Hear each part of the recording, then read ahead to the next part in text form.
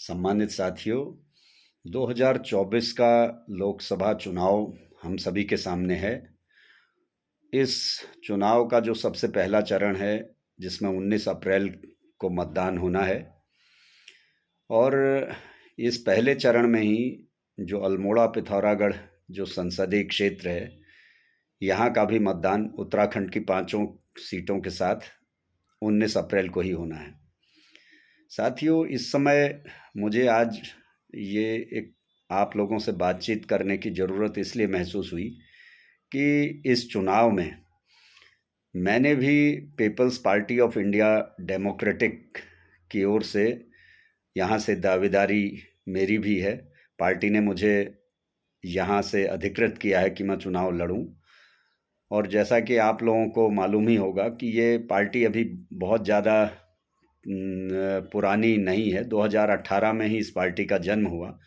2018 में जब देश का संविधान देश की राजधानी में जला दिया गया, तो उस समय किसी भी जो बड़े राजनीतिक दल द्वारा या जो संविधान की बात करने वाले तमाम जो लोग हैं, उनके अंदर किसी के भी अंदर ऐसी कोई हलचल नहीं हुई। और उस इतनी बड़ी घटना को कि किसी देश का संविधान उस देश की राजधानी में जला दिया जाना, इससे बड़ी कोई घटना नहीं हो सकती थी। और लेकिन इतनी बड़ी घटना को सारे राजनीतिक दलों ने और सारे बड़े बड़े जो तमाम जो लीडर्स बनते हैं, जो एक स्वयंभू ठेकेदार बनते हैं इस देश में अपने आप को बड़ी बड़ी बातें करने का, वो सारे खामोश रहे। कोई खास इस पर प्रतिक्रिया नहीं आई। केवल एक नाम मात्र की औपचारिकताएं करके कुछ लोगों ने अपने कर्तव्यों की तीसरी कर ली। तब 2018 में जो तमाम जो बुद्धिजीवी हैं, विद्वान हैं, उन लोगों को लगा कि भाई, जब देश का संविधान को जलाने की घटना को इतने आम तरीके से इस देश में ले लिया गया, तो अब आने वाले समय में क्या होगा। तो उस समय उन बुद्धिजीवियों ने एक राजनीतिक विकल्प तैयार करने का मन बनाया और इस राजनीतिक विकल्प को तैयार किया, जिसे people's party of India democratic के नाम से जाना जाता है। People's party of India democratic, जिसका जो नाम से ही ये पता चलता है कि ये जो भारत के संविधान की जो प्रस्तावना की पहली जो पंक्ति है, हम भारत के लोग, वहाँ से इस नाम को लिया गया है कि हम भारत के लोग मिलकर इस भारत को एक संप्रभुता संपन्न, लोकतंत्रात्मक, समाजवादी, पंथ निरपेक्ष गणराज्य बनाएंगे, जिसमें सभी नागरिकों को सामाजिक, आर्थिक और राजनीतिक न्याय दिया जाएगा। तो ये इसी एक अवधारणा से निकली हुई पार्टी है। तो मैं पार्टी का भी शुक्रगुजार हूँ कि पार्टी ने मुझे इस लोकसभा सीट से अपना अधिकृत प्रत्याशी बनाया, और साथ में तमाम उन साथियों का भी मैं एहसानमंद हूँ और शुक्रिया भी अदा करता हूँ कि जिन लोगों ने पिछले 30 सालों के सामाजिक राजनीतिक जीवन में मुझे समय समय पर तन मन धन से जो मुझे सहयोग करते आए। यदि वो सभी लोग मुझे ये सहयोग अगर नहीं करते, तो 30 वर्षों से इस सामाजिक न्याय की लड़ाई में, जो भारत को समता, स्वतंत्रता, बंधुत्व और न्याय का जो भारत बनाने की जो लड़ाई है, उस लड़ाई में 30 वर्षों तक मेरे लिए टिके रह पाना संभव नहीं होता, क्योंकि मैं भी कोई बहुत मजबूत ऐसी कोई आर्थिक पृष्ठभूमि से नहीं हूँ। साधारण घर परिवार से हम ताल्लुक़ रखते हैं। उसके बाद पढ़ाई, और पढ़ाई के साथ साथ ये संघर्षों में भी एक उतर गए। उसके बाद वकालत कर रहे हैं, तो वो भी बहुत ज़्यादा कोई ऐसी स्थिति में नहीं, एक काम चलाओ वकालत करके किसी तरीके से कर रहे हैं। तो उसके बाद भी ये लड़ाइयों को लड़ पाना, इन 30 वर्षों में मैंने छात्र संघ के चुनाव हों, चाहे जिला पंचायत हो, विधानसभा चुनाव हो, हर जगह भागीदारी करी। वो भागीदारी किसी सत्ता प्राप्ति मात्र के उद्देश्य से नहीं करी, बल्कि वो भागीदारी मैंने इसलिए करी कि ये लोकतंत्र, ये भारत का संविधान मुझ जैसे एक साधारण से व्यक्ति को भी ये अधिकार देता है, ये शक्ति देता है कि मैं किसी भी चुनाव में प्रतिभाग कर सकूं। जब तक ये संविधान नहीं था, मेरे पूर्वज कल्पना भी नहीं कर सकते थे कि इतना बड़ा ये लोकसभा चुनाव लड़ने की या विधानसभा चुनाव लड़ने की। ये सिर्फ भारत का संविधान ही है जो हमें ये इजाज़त देता है कि मैं ये चुनाव में भागीदारी करूं, और मैंने भागीदारी करी। जबकि जिस दौर में मैंने इस राजनीतिक सामाजिक जीवन में कदम रखा उस दौर में भी वही था। आज वो और प्रचंड रूप में हो गया है कि चुनाव में बेतहाशा पैसा, बहुत ज़्यादा शराब का इस्तेमाल, तमाम तरीके से जो मतदाताओं को प्रभावित करने का, उनको खरीदने का, मतलब एक ऐसा हिप्नोटाइज कर दिया जाता है मतदाता को प्रचार के जरिए, और वो प्रचार सिर्फ पैसे के दम पर होता है। जो किसी प्रत्याशी की या पार्टी की विचारधारा के आधार पर चुनाव नहीं लड़ा जाता, बल्कि उस पैसे के दम पर एक ग्लैमर पैदा किया जाता है, और उस चकाचौंध में मतदाता को एक इस तरीके का वशीभूत कर दिया जाता है कि मतदाता को लगता है कि भाई यही ताकतवर पार्टियां हैं और इन्हीं को वोट देने में फायदा है। तो वही छात्र जीवन से भी जब मैंने देखा कि भाई छात्र जीवन में भी वही हो गया था, छात्र राजनीति में भी शराब और पैसा बहुत ज़्यादा चलन में आ गया था, तो मैंने वहीं पर उसके विकल्प के रूप में मैंने कहा हमें एक आवाज़ तो रखनी चाहिए कि भाई ये छात्र राजनीति में भी ये जो स्टूडेंट हैं ये इतना शराब और पैसा कहाँ से ला रहे हैं और कौन इन्हें दे रहा है, और इस तरीके से शराब और पैसे के दम पर ये चुनाव जीतेंगे तो ये कल छात्र हितों के लिए क्या काम करेंगे। उसी लड़ाई को मैंने आगे भी जारी रखा, विधानसभा हो, जिला पंचायत हो, वहाँ भी मैंने चुनाव सिर्फ इसलिए लड़े कि ये चुनाव में भी वही हो रहा था कि 5 साल कोई आपके सुध नहीं लेता है। 5 साल आप अपनी समस्याओं में, अपनी तकलीफ़ों में अकेले खड़े होते हैं, लेकिन जैसे ही चुनाव आता है आपसे यारी बढ़ जाती है, दोस्ती बढ़ जाती है, आपसे नज़दीकी बढ़ जाती है, और ठीक चुनाव के 1-2 पहले दिन से मतदाताओं को प्रभावित करने के लिए कुछ शराब या पैसा या कुछ अन्य तरीके की चीज़ें देकर 75 वर्षों में इन प्रमुख राजनीतिक दलों ने, जिन्होंने आज तक देश पर राज किया है, उन्होंने जो लोकतंत्र की जो मूल अवधारणा थी, जो भारत के संविधान की एक अवधारणा थी कि भाई प्रत्येक व्यक्ति को भारत के शासन के निर्माण में भागीदार बनाना, उस सारी अवधारणा को ही ध्वस्त कर दिया। जबकि उस अवधारणा को एक इस रूप में तब्दील कर दिया कि जो पैसे वाला होगा, जो पूंजीपति होगा, जो बहुत बड़ा रसूखदार होगा, वो अपने ताकत और पैसे के दम पर, अपने जनबल, अपने धनबल के दम पर मतदाताओं को एक तरीके का प्रभावित कर लेगा कि वही जीत सकता है, दूसरा प्रत्याशी नहीं। और आज भी हमें वही चुनाव में नजर आता है। लोग यही बात कहते हैं कि भाई इन दलों का या इन नेताओं का तो बहुत प्रचार है, वो चुनाव जीत सकते हैं, लेकिन आप कैसे जीतेंगे। तो एक तरीके का इसको कहा जाए कि स्वस्थ और पारदर्शी लोकतंत्र की गला घोटकर इन प्रमुख राजनीतिक दलों ने हत्या कर दी, जिन्होंने इन 75 वर्षों में देश पर शासन किया, और इन्होंने नए जो राजनीतिक विकल्पों को तैयार ही नहीं होने दिया। और 75 वर्षों में लड़ाई सिर्फ आज भी ये 2 दलों तक केंद्रित होती हुई दिखती है। अन्य कई दल निकले भी तो वो छोटे छोटे रहे, राज्य स्तरों तक सीमित रहे, या फिर धीरे धीरे वो राज्य स्तर पर ही बड़े दलों द्वारा समाप्त कर दिए गए। ऐसे में फिर से इस लोकसभा चुनाव में मैंने हिम्मत करी, मुझे लगा लड़ना चाहिए। मुझे लगा कि जब तक हमारे पास ये जीवन है, ये जीवन बार बार नहीं मिलता है, इस जीवन में हमें मूल्यों को स्थापित करने का प्रयास करना चाहिए। हम सफल हों या ना हों, ये तो सिर्फ हमारे हाथ में नहीं है। मैं इस चुनाव में मुझे कितना वोट मिलेगा, मैं सफल होऊंगा नहीं होऊंगा, जनता मुझे जिताएगी नहीं जिताएगी, ये मेरे हाथ में नहीं है, ये जनता के हाथ में है। जनता के विवेक पर निर्भर है, उसके शिक्षा के स्तर पर निर्भर है, उसके आर्थिक स्थिति पर निर्भर है, तमाम फैक्टर इसमें काम करेंगे। लेकिन मुझे ये लगा कि हमको इस विकल्प को जरूर जनता को देना चाहिए कि लोकतंत्र इसलिए आपको नहीं दिया गया कि आप शराब और पैसे के या किसी गिफ्ट या किसी प्रलोभन या लालच के आधार पर आप अपना वोट दें, बल्कि वोट का एक बहुत बड़ा कीमती अधिकार आपको संविधान द्वारा दिया गया है, जिसमें कि प्रधानमंत्री के वोट की भी एक कीमत है, राष्ट्रपति के वोट की भी एक कीमत है, और एक साधारण सा जो श्रमिक है, एक मजदूर है, एक खेत खलिहान में काम करने वाला भी जो मजदूर है, उसके वोट की कीमत भी एक है। इतनी बड़ी ताकत संविधान ने हमें दी है, तो इस ताकत को हम पहचानें और एक स्वस्थ, पारदर्शी और निष्पक्ष लोकतंत्र की हम स्थापना करें। इस बात को रखने के लिए ही मैं इस चुनाव में आया हूं। लेकिन इसके साथ साथ मैं एक और बात यहाँ पर आप लोगों के साथ रखना चाहता हूँ, क्योंकि इस समय फिर एक पूरा नैरेटिव ऐसा सेट किया जा रहा है कि भारतीय जनता पार्टी और आरएसएस की ने ऐसा कर दिया इस देश में कि ये पूरा हिंदू राष्ट्र की स्थापना करना चाहते हैं। ये फिर से पुराना जातिवाद, छुआछूत, ऊंच नीच, अत्याचार, अन्याय वाला भारत बनाना चाहते हैं, जिस भारत ने हजारों साल की इस जाति व्यवस्था के कारण गुलामी झेली थी। और बीजेपी और आरएसएस फिर से उसी रूप में वही मनवादी भारत बनाना चाहते हैं, जिसमें छोटा बड़ा चलेगा, ऊंच नीच चलेगा, लिंग भेद चलेगा, जाति भेद चलेगा, क्षेत्रवाद चलेगा, भाषावाद चलेगा।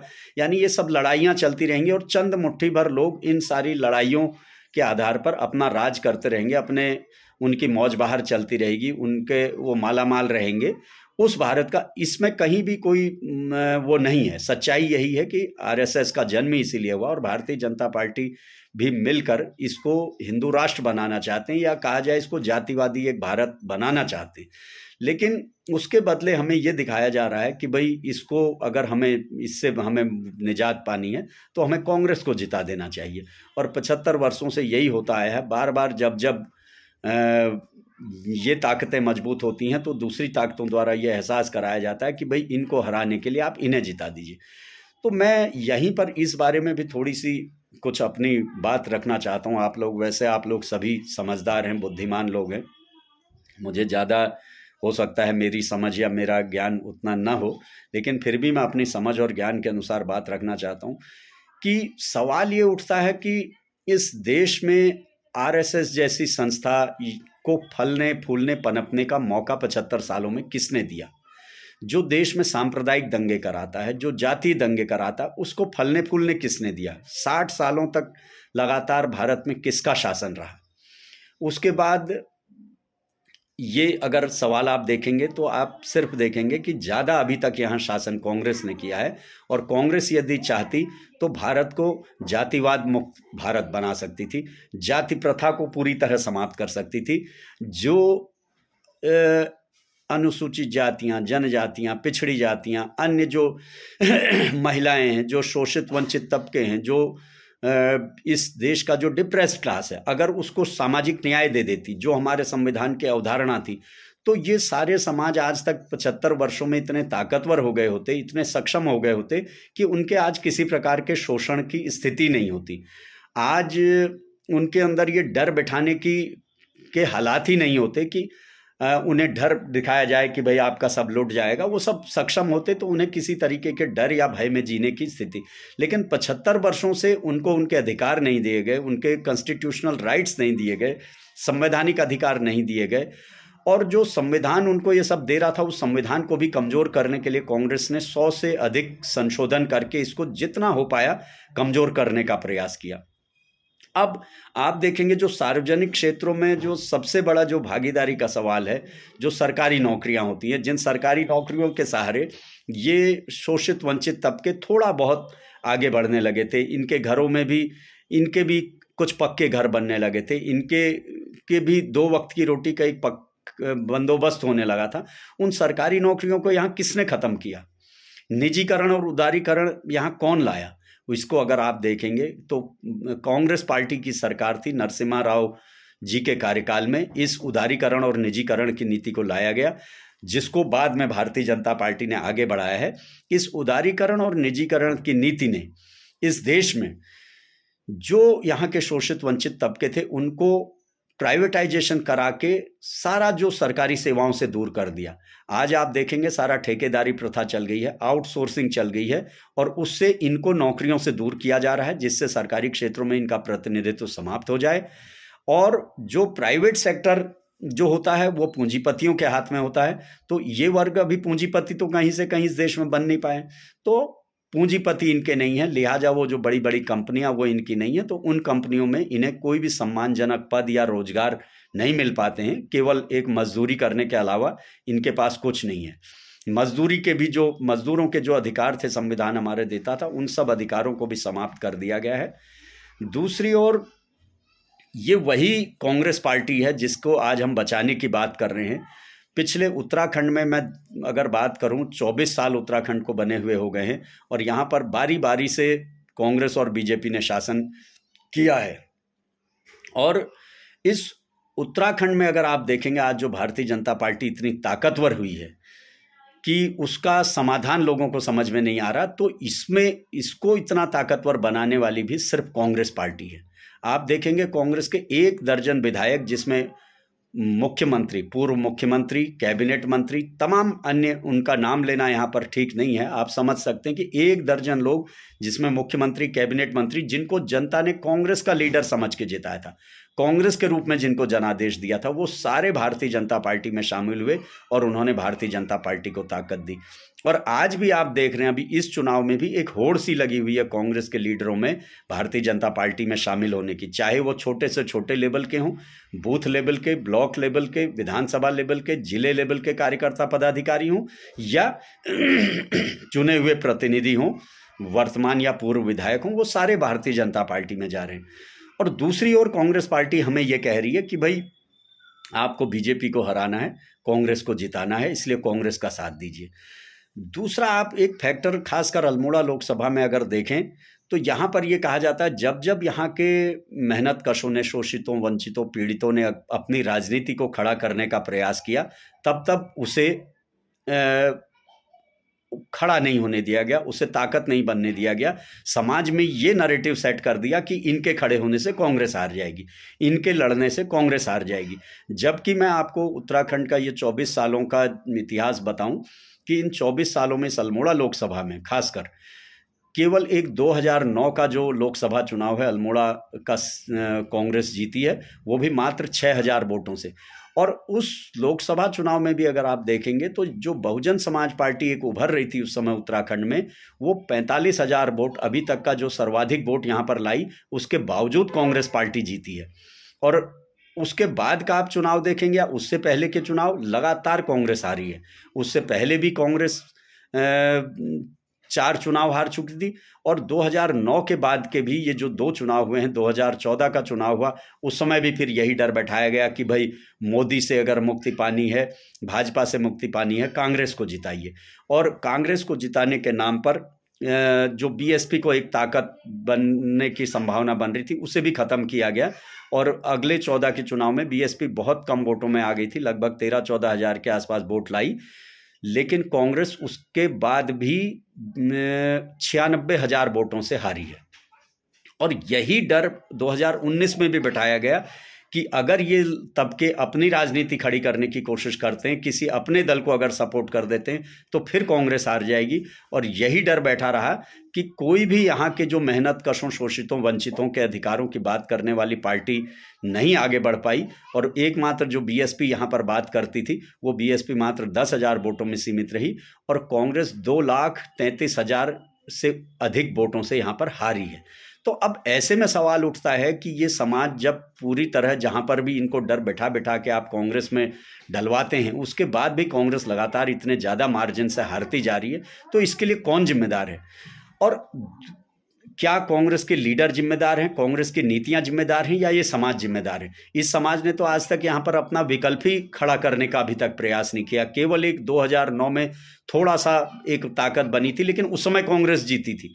तो इस डर को, इस भय से हमें निकलना होगा। ये जो हमें डर भय बैठाया जा रहा है, इससे सिर्फ जो कांग्रेस के लीडर्स हैं वो अपना हित साधते हैं, उनका अपना भला जरूर हो जाता है, लेकिन जनता का कहीं से कहीं कोई भला नहीं होता है। पिछले 24 सालों में उत्तराखंड में आउटसोर्सिंग से इन तबकों की सारी सरकारी नौकरियों के रास्ते बंद कर दिए गए।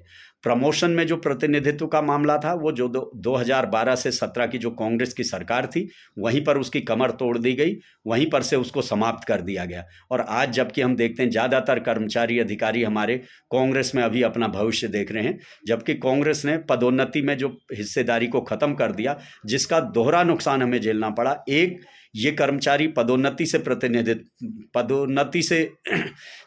दूर हुए और आज तमाम तरीके के फ्रस्ट्रेट होकर अपनी नौकरियां कर रहे हैं, बहुत बुरे बुरे हाल में बरसों से उन्हीं पदों पर रगड़ रहे हैं। और दूसरा, इनका प्रमोशन नहीं होने से वो जो पद वहीं के वहीं पर ये बैठे हैं, तो नए पद की भी नियुक्ति नहीं हो पा रही। ये कांग्रेस की देन है।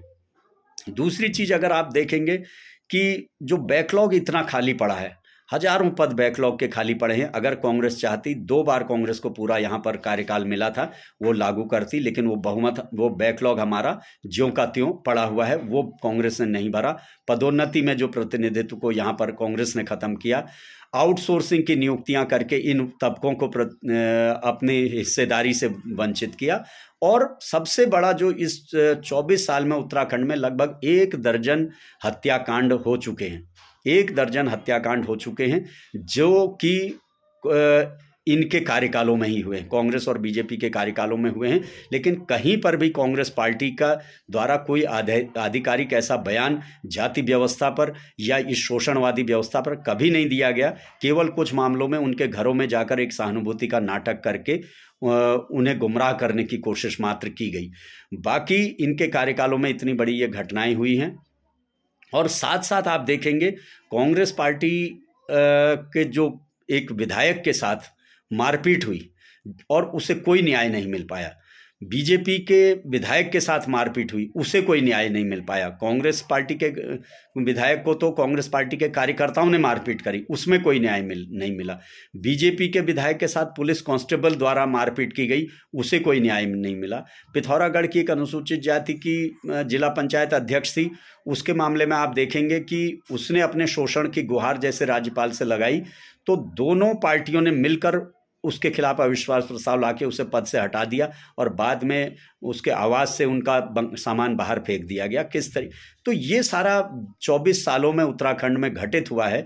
और तमाम तरीके की जब जब यहाँ पर कोई सामाजिक उत्पीड़न होता है, कोई हत्या होती है, कोई बलात्कार की घटना होती है, चाहे पदोन्नति में अधिकारों की लड़ाई हो या नौकरी बैकलॉग को भरने की लड़ाई हो, उस सारी लड़ाइयों में जो हमारे समाज के बुद्धिजीवी या सामाजिक संगठन हमें नेतृत्व तलाशते हैं, उस समय ढूंढते हैं क्या कोई है जो हमारी लड़ाई लड़ेगा, उस समय अपने सामाजिक संगठनों को हम ढूंढते हैं। लेकिन जिस समय एक ताकत देने की बात आती है, राजनीतिक ताकत देने की बात आती है, उस समय हम फिर उसी कांग्रेस के भ्रमजाल में फंस जाते हैं और हमें लगता है कांग्रेस हमारी मुक्ति है, कांग्रेस से हमें राहत मिलेगी। तो ऐसे हालात में मुझे ये कहीं से कहीं नहीं लगता कि अगर हम फिर से इसी एक पशोपेश में रहेंगे तो हम आने वाले कई पीढ़ियों तक भी अपनी ताकत का हम निर्माण नहीं कर सकते हैं। इस समय हमारे पास एक अवसर होता है, ये लोकसभा चुनाव। इस समय अगर हम, जो people's party of India democratic है, जो पूरी तरीके से संविधानवादी पार्टी है, जो एक लोकतांत्रिक पार्टी है, जो समता, स्वतंत्रता, बंधुत्व और न्याय पर आधारित समाज और भारत के निर्माण करने के लिए जिसका जन्म हुआ है, यदि हम इस पार्टी को इस समय ताकत नहीं देते हैं तो फिर आने वाले समय में अगर आपको यही लगता है कि भाई कांग्रेस को हम ताकत दें, कांग्रेस हमारी लड़ाई लड़ती है, तो उसमें हम कुछ नहीं कह सकते हैं। लेकिन अगर आप इस समय पीपीआईडी को कुछ ताकत देते हैं, आप इसको थोड़ा सा भी मजबूत करते हैं, तो कल ये आपके दुख सुख में, जब हम लोग हर समय, मैं तो पिछले व्यक्तिगत जीवन की बात करूं, मैं पिछले 30 वर्षों से सिर्फ सामाजिक न्याय की लड़ाई लड़ने के अलावा मैंने कुछ नहीं किया है। चाहे वो सड़कों पर उतर कर हो, भूखे प्यासे रहकर आमरण अनशन करके हो, या अन्य तरीके के आंदोलनों के माध्यम से हो या कोर्ट से कानूनी तरीके से लड़ाइयाँ, मैंने सिर्फ 30 वर्षों में यही काम किया है। हम सिर्फ इसी पर एक मानवाधिकारों की लड़ाई, एक मानवतावादी समाज निर्माण की लड़ाई हम लड़ते आ रहे हैं और हम लड़ते भी रहेंगे जब तक मुझ में सांस रहेगी। मैं अपनी ओर से यह वादा करता हूं और मुझे पूरा भरोसा भी है कि जिस तरीके से जो पीपीआईडी बनी है, अभी तक का जो इसका जो सारे अनुभवों से सीखते हुए इसका व्यक्तिवादी चरित्र नहीं रखा गया है, इसका परिवारवादी चरित्र नहीं रखा गया है, इसका सुप्रीमोवादी चरित्र नहीं रखा गया है, जबकि इसका पूरी तरीके से एक संस्थागत, लोकतांत्रिक और संवैधानिक चरित्र इस पार्टी का रखा गया। तो मुझे पूरा पार्टी में भी विश्वास है और मैं अपने आप में भी आपको यकीन दिला सकता हूं कि मैं तो आखिरी सांस तक लड़ता रहूंगा। जब जब जरूरत पड़ेगी मैं इस संघर्ष में, जब भी कहीं पर कुछ होगा, मैं खड़ा रहूंगा। लेकिन अगर इस चुनाव में आप हमें थोड़ी ताकत दे देते, थोड़ी शक्ति दे देते, आपके चित परिचित रिश्तेदार, नातेदार जितने भी हैं, उन सब से अगर आप बात करके ये जो फलों की टोकरी हमारा निशान है, इसको निशान को थोड़ा थोड़ा मजबूत कर देते, हमें ताकत दे देते, तो हमारी कुछ आवाज़ में दम आता। और अगर आप पीपीआईडी को एक मजबूत विकल्प के रूप में उत्तराखंड में उभार देते, तीसरा विकल्प आप बना देते, तो शासन प्रशासन में भी आपकी बात की वैल्यू रहती और शासन प्रशासन को भी ये लगता कि भाई इनका भी कोई सुध लेवा है, इनकी भी कोई चिंता करने वाला है, इनके हकों के लिए भी लड़ने वाला है, तो वहाँ से भी आपको एक राजनीतिक न्याय मिलने की संभावना रहती। और जिन दो दलों को अभी तक ये लगता है कि ये सिर्फ हमारी विरासत है, हमारी बपौती हैं, ये कहीं जाने वाले नहीं हैं, इसलिए वो 5 साल आपके अधिकारों की सुध नहीं लेते हैं, आपके न्याय के लिए आपके साथ खड़े नहीं रहते हैं, आपके साथ जुल्म ज्यादती होती रहती है लेकिन वो आपके साथ खड़े नहीं रहते हैं। अगर आप अपनी ताकत का निर्माण करने लगेंगे तो निश्चित रूप से इसके बाद वो लोग भी आपके साथ आने का प्रयास करेंगे, क्योंकि आपकी एक ताकत को अपनी ओर खींचने के लिए आप जो वोटों से एक अपना ताकत का निर्माण करेंगे, उन्हें लगेगा कि भाई इन वोटों को हमें खींचना चाहिए। तो आज तक वो जो आपको सिर्फ शराब और पैसे के दम पर सिर्फ आप हमारे कंधे पे हाथ रखकर थोड़ा बहला फुसलाकर हमें वोटों में कन्वर्ट कर लेते हैं, तो कल की डेट में इससे भी हमें राहत मिलेगी और वो थोड़ा अधिकारों को भी आपको देने की का प्रयास करेंगे। उनकी भी सरकारें रही तो उन्हें लगेगा नहीं, अब इन्हें अधिकार देने चाहिए, ये अब सिर्फ शराब और पैसे में हमारे चंगुल में आने वाले नहीं हैं। तो इसलिए ये चुनाव बड़ा महत्वपूर्ण है। मैं बहुत ज़्यादा समय आप लोगों का नहीं लूँगा, यही मेरी आपसे विनती है कि इस चुनाव में इस डर से बाहर निकलिए, क्योंकि अगर आपकी सामाजिक ताकत होगी तो आप हर अधिकार, हर लड़ाई को लड़ पाएंगे, और नहीं तो केवल बीजेपी और कांग्रेस का एक दूसरे का डर जो बिठाया आपके जा रहा है बार बार, इस डर में अगर आप रहेंगे तो आप कभी भी अपनी ताकत का निर्माण नहीं कर पाएंगे। और ये स्थितियां सिर्फ वैसी हैं कि जिस तरीके से किसी गुलाम की स्थिति हो जाती है कि जो गुलाम या एक जो दास होता है वो उसका आत्मविश्वास इतना समाप्त हो चुका होता है कि वो अपने लिए जीता ही नहीं है, वो सिर्फ अपने मालिक की खुशहाली, अपने मालिक की तरक्की और मालिक के लिए ही जीता है। तो आज हमारी स्थिति सिर्फ उस गुलाम या उस दास की तरह हो चुकी है। हम अपना भविष्य नहीं देख रहे हैं, अपनी आने वाली पीढ़ियों का भविष्य नहीं देख रहे हैं, अपने संवैधानिक अधिकारों को नहीं देख रहे हैं, हम कांग्रेस का भविष्य देख रहे हैं, हम कांग्रेस की चिंता कर रहे हैं, जबकि कांग्रेस के लीडरों को कांग्रेस की चिंता नहीं है। कांग्रेस के लीडर कांग्रेस को समाप्त करने पर तुले हुए हैं। जितने लीडर हैं यहाँ से ताकत लेते हैं, उसके बाद अपना अच्छा खासा सौदा करके भारतीय जनता पार्टी में चले जाते हैं, और मतदाता कांग्रेस की चिंता कर रहा। तो मतदाता की कांग्रेस की चिंता करने से कांग्रेस नहीं बचेगी।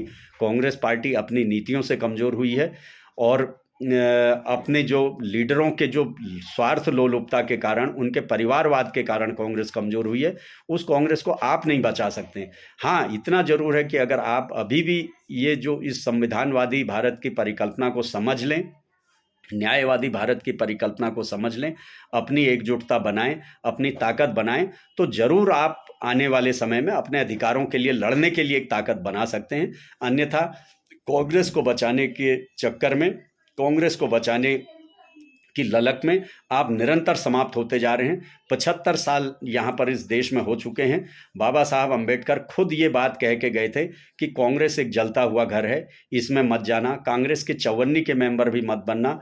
क्योंकि किस तरीके से कांग्रेस और गांधी जी ने, जो बाबा साहब ने एक किताब लिखी है, what Gandhi and Congress has done for untouchables, अछूतों के लिए गांधी और कांग्रेस ने क्या किया, उसको हमें पढ़ना चाहिए। किस तरीके से हमारा जो कम्युनल अवार्ड को गांधी जी ने आमरण अनशन करके समाप्त कर दिया, जो जिसके सहारे हमारा प्रतिनिधि में कोई जान होती, उसको खत्म करने वाली कांग्रेस थी। किस तरीके से वोट का जो ये अधिकार हमें मिल रहा था, उस समय कांग्रेस के लीडर्स ने क्या शर्तें रखी थी कि वो इनकम टैक्स पेई हो, जमीन का मालिक हो, शिक्षा वाला हो। अगर ये सारी बातें हुई होती तभी हमारा वोट का अधिकार हमें नहीं मिल पाता।